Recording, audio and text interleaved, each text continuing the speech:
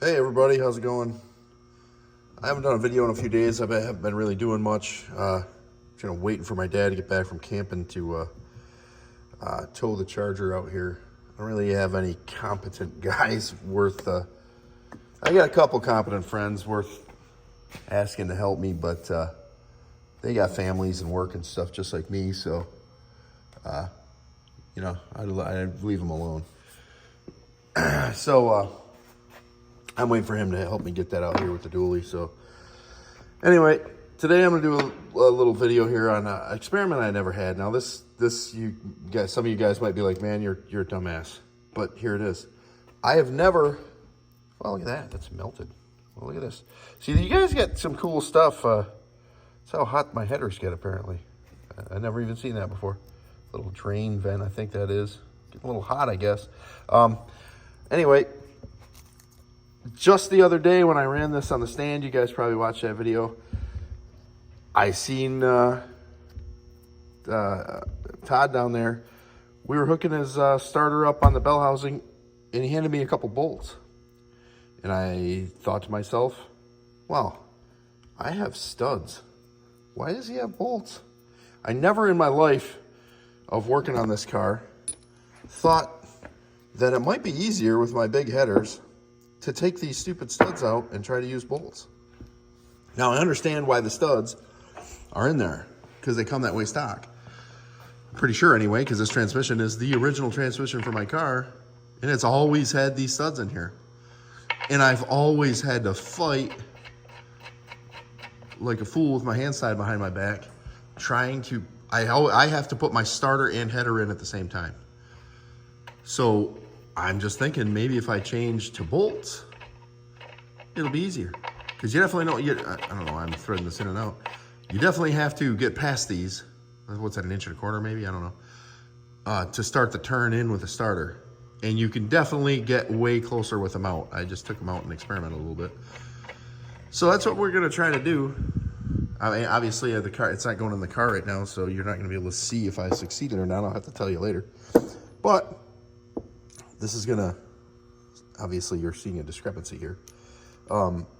It's gonna sneak into a tale of where I am and why I am the way I am.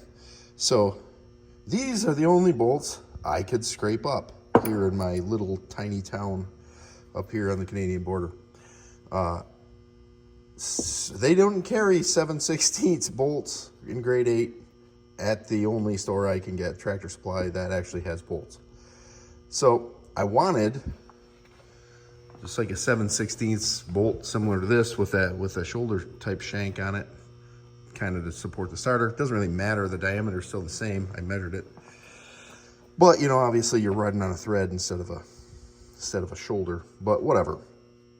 Anyway, I'm gonna have to do some of my always having to make bolts for the project magic with the grinder and you know, whatever. Anyway, so that's one of the reasons why, well, that's the second reason, but if for you guys who are saying, dude, why didn't you ever think of that? Because I'm the only one.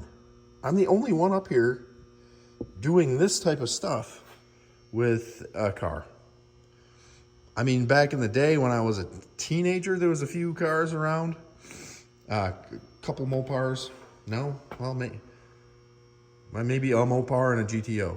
And they were mainly just stock stuff, maybe a set of headers on them.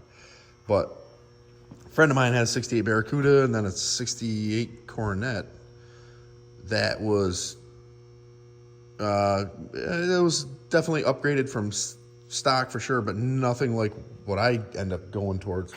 So I'm the only dude up here. The closest guy was like 40 minutes away who had a drag car, raced at the same track I did. It was like a probably a mid-11s Roadrunner. And he helped me out a few times. I don't know if he's still alive, actually. He was an old Vietnam vet.